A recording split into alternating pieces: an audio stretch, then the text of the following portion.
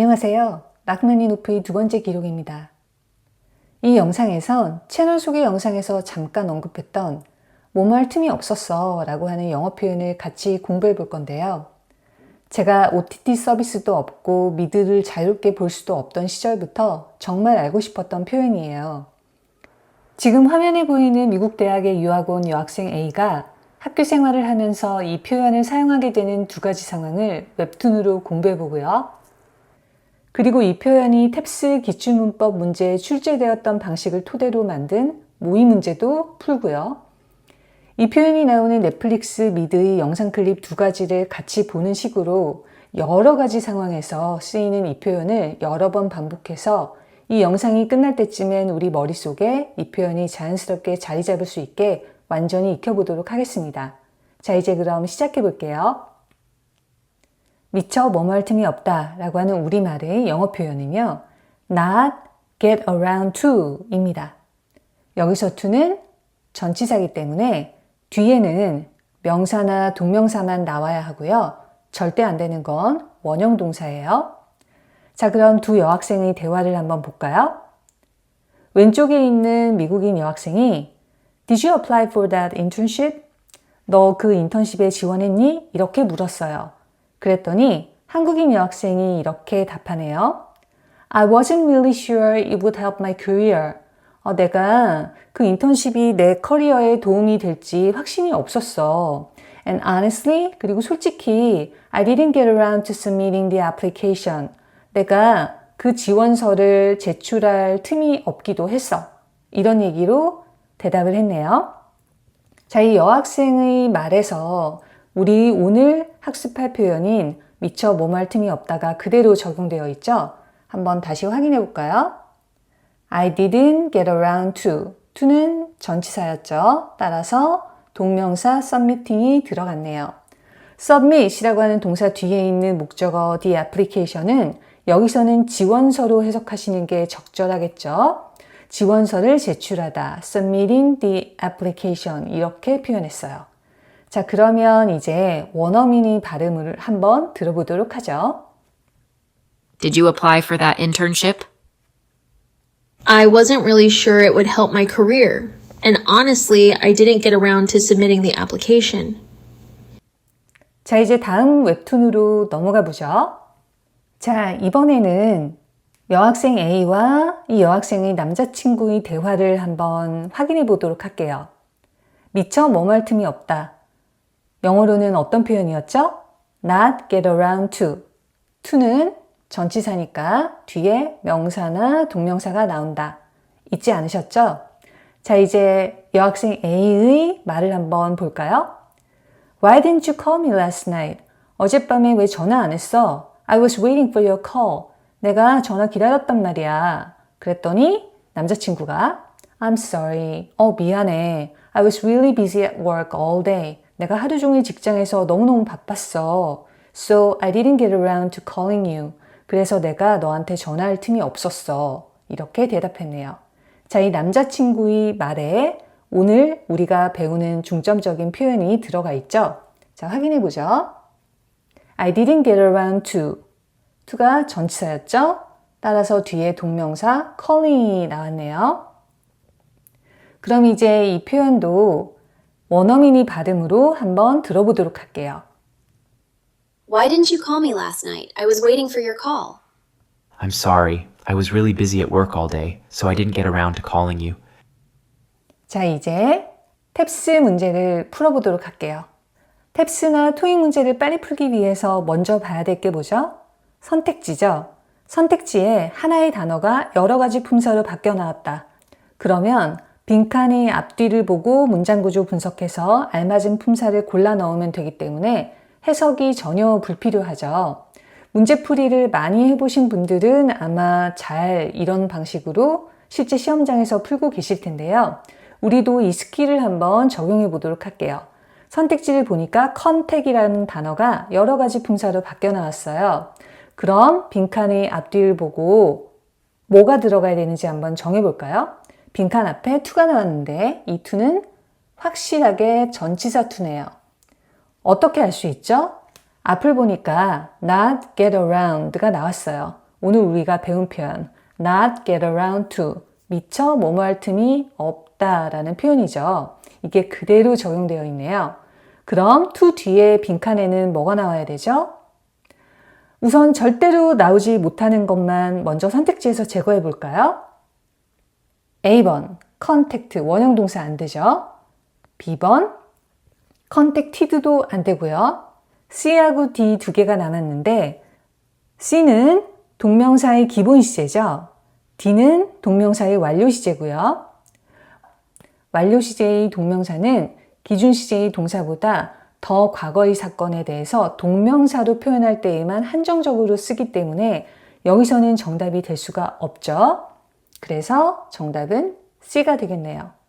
이렇게 주어진 문제를 해석하지 않고도 바로 풀이가 가능하다면 시험장에서는 가급적이면 이렇게 푸시는 게 시간 절약이 되고 좋죠. 그러나 우리는 오늘 공부하는 차원에서 이걸 풀어보는 거니까 내용을 한번 확인하고 다음 순서로 넘어가 보도록 할게요. 자, A가 이렇게 질문하네요. Were you able to follow up with the clients we discussed? 이랬죠? 우리가 전에 얘기했던 그 고객님한테 전화 연락 한번 해볼 수 있었어요? 그랬더니 B가 not really, 딱히 연락할 틈이 없었어요. 뭐 이런 식의 얘기죠. I didn't get around to contacting them before the deadline. 그랬네요. 자, 제가 마감 기한 전에 그분들한테 연락할 틈이 없었어요. 이렇게 대답했어요. 자, 그럼 이제 다음 순서로 또 넘어가 보죠. 이제 뭐뭐 할 틈이 없었어 라고 하는 오늘의 표현을 미드 브레이킹 배드에 나오는 영상 클립으로 볼 텐데요. 미드가 영어 회화 공부에서 중요한 게 어떤 새로운 영어 회화 표현을 배우고도 바로 원어민과 대화해서 쓰기 주저되는 경우가 있죠. 혹시 내가 배운 표현이 너무 구식은 아닐까? 요즘 잘 안 쓰지 않을까? 아님 너무 문어체 표현이 아닐까? 이런 생각이 들어서죠. 제가 내향형이라서 정말 이런 생각들을 많이 했었거든요. 하지만 이 표현이 여러 미드에 자주 등장하면 우리가 이 표현 진짜 실생활에서 많이 쓰는구나 라고 확신할 수 있게 되고 자신 있게 원어민들과 대화할 때 쓸 수 있게 돼서 중요하겠죠. 그래서 앞으로 회화 표현 공부 영상에서는 이 표현이 나오는 넷플릭스 미드 클립을 2개를 같이 보려고 해요. 브레이킹 배드는 워낙 유명한 드라마지만 제 영상에서 처음 보시는 분들을 위해서 간단히 설명드리면 미국의 어느 고등학교 화학교사인 월터가 어느 날 폐암 진단을 받게 되는데요. 자신이 사망 후에 남겨질 아내와 아이들이 생활비와 학비를 미리 마련해두고 죽어야 되겠다라는 생각이 들면서 자신의 화학 지식을 총동원해서 마약 제조를 시작하게 돼요. 그러면서 벌어지는 일련의 사건들을 그린 드라마입니다. 시청률도 평단의 평가도 대단했던 드라마인데요. 다만 잔인하고 어두운 장르를 좋아하지 않는 저 같은 분들은 처음엔 좀 진입장벽이 있을 수도 있을 거예요. 하지만 미국 사회의 여러 문제들에 대해 깊이 생각해보는 계기가 되기도 하고 또 좋은 회화 표현도 꽤 많아서 추천드립니다. 이 영상에선 스포일러가 되지 않는 선에서 제가 표현 이해에 도움이 될 정도만 맥락 설명을 드려볼게요. 이혼 직전의 아내 스카일러가 월터에게 어떤 제안을 하게 되는데요. 월터가 이제 이혼하는 마당에 당신을 돈셋하게 끌어들일 순 없어 하면서 거절하니까 스카일러가 이렇게 말합니다. 나 실은 그 서류 낼 틈이 전혀 없었어. 이렇게요. 자, 이 표현을 영어로 어떻게 했는지 볼까요? I never actually got around to filing the papers. 이렇게 말합니다. 자, 우리가 오늘 반복해서 배웠던 not get around to가 그대로 적용이 되어 있죠. not 대신에 부사 never를 썼고요. 그 다음 get around to의 과거 시제를 썼네요. 그리고 to의 목적어로 동명사 filing을 적용했죠. file이라고 하는 동사는 목적어를 공식적으로 제기하다 내지는 제출하다로 쓰는 동사죠. 토익 시험부터 시작해서 모든 영어 시험에 다 등장하는 아주 중요한 동사죠. 자, 그래서 이 표현은 결국은 나 실은 이혼 서류 낼 틈이 전혀 없어서 아직 우리 이혼한 상태 아니야. 그러니까 당신이 내 제안을 받아들여도 돼. 이렇게 의미하는 표현이에요. 그럼 이제 구체적으로 스카일러의 대사로 한번 들어볼 텐데요. 미리 말씀드리지만 천천히 발음돼서 듣기가 좋으실 거예요. 한번 들어보죠. I never actually got around to filing the papers. 듣기가 좀 수월하셨죠? 이제 다음 미드로 넘어가 볼게요. 두 번째 드라마는 길모어 걸스입니다.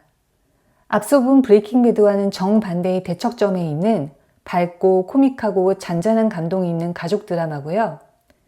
타임지 선정 미국 100대 TV쇼에 뽑힐 만큼 명작입니다.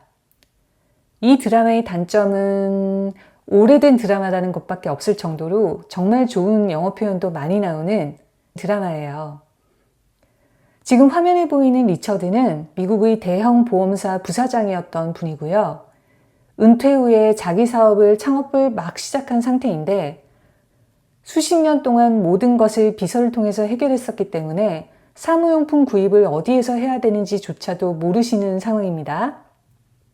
이 클립에서 이 드라마의 주인공인 딸 로렐라이가 아빠 리처드에게 사무용품은 어디 있어요? 라는 질문을 하니까 리처드가 대답하는 상황이에요.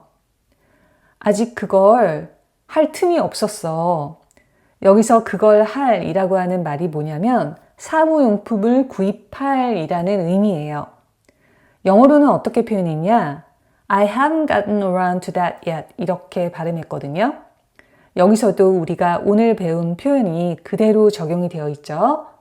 시제는 현재 완료 시제네요.